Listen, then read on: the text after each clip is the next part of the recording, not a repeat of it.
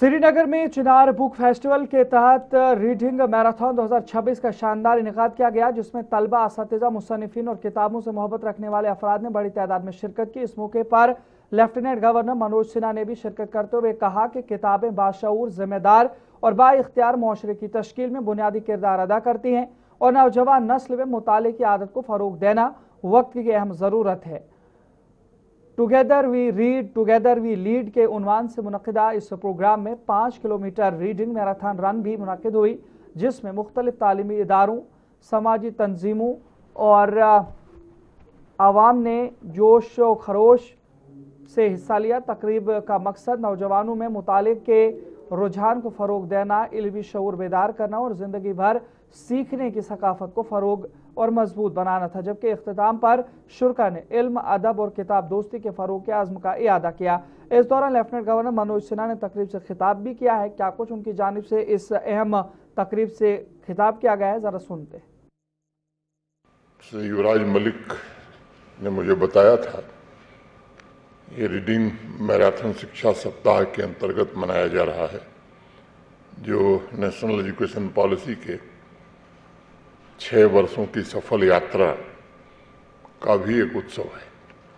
मुझे ध्यान है कि जब इस नीति की कल्पना की गई थी, तब उसके केंद्र में एक दूरदर्शी विचार था कि शिक्षा केवल पुस्तकों के पन्नों और परीक्षा के कक्षों तक सीमित नहीं रहनी चाहिए।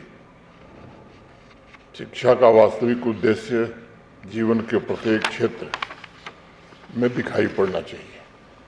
वो खेल का मैदान हो, वहाँ तक पहुँचे, समाज के बीच पहुँचे, जो प्रेरणादायी आयोजन हैं उनका हिस्सा बने, जीवन जीने की शैली का रूप ले सके। और आज ये रीडिंग मैराथन उसी सोच का एक उदाहरण है।